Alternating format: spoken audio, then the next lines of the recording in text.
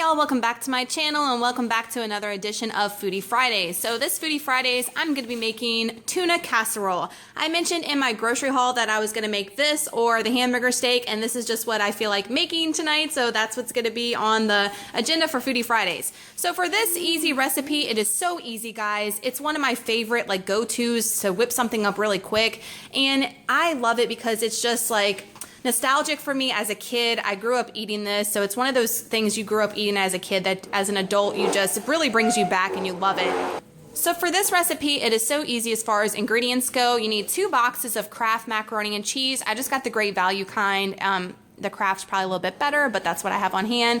The Great Value cream of mushroom soup, you need 1 can of that, just the little 10.5 ounce. You need a can of tuna fish. If you want more tuna fish, add 2 cans, and you need 1 can of sweet peas. You're going to make the box macaroni and cheese as it states on the back of the box. So you're going to do that first. And I'm not going to show you that, guys, because everybody knows how to make Kraft macaroni and cheese. So you're going to make that first, and then we'll get into what you're going to do next. All right, y'all, the next thing you're going to want to do is take your cream of mushroom soup, and you're going to put this in your pot. After you put the actual soup in your pot, after your macaroni has been cooked, you're going to add a whole handful of milk to this.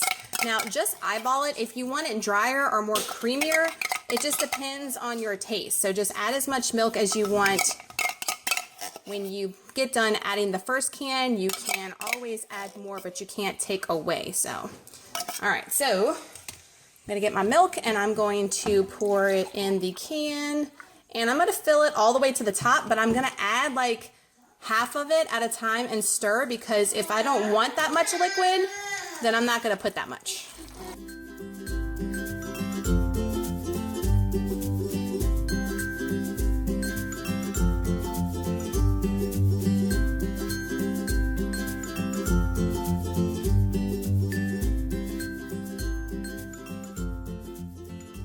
All right, y'all, so I used almost a whole can of milk. I probably have just a tad bit left at the bottom. So that's as much milk as I have left at the very bottom of the can. You can see it's not much left. And that's the consistency that I want it. This will thicken up, so just keep that in mind. So if it looks creamy, it will thicken up as it sits over time. So it will thicken up over time and overnight if you're going to have this for leftovers the next day.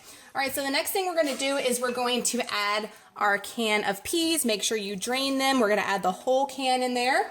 And then we're going to add our can of tuna fish that we have drained as well.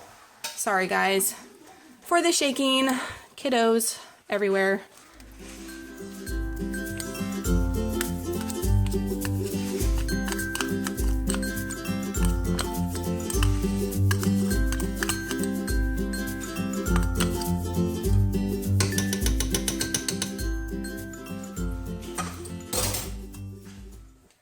All right, so now you're going to want to mix all these ingredients together and incorporate those.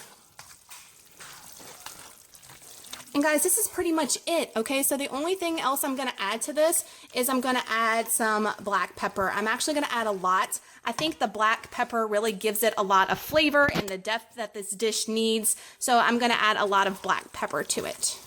So make sure you stir it so all the flavors are married and incorporated.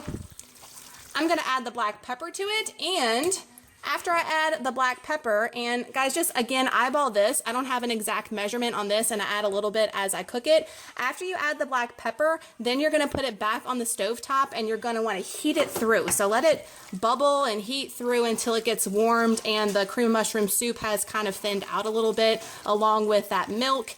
And then it's just gonna be so yummy. All right, y'all, so this is the final product. This is the tuna casserole. I just have one plated for Waylon so it can start cooling off. But this is such a kid-friendly recipe, and you could definitely add some different vegetables, like maybe some broccoli and some carrots to this. I mean, just switch it up every once in a while for the kids.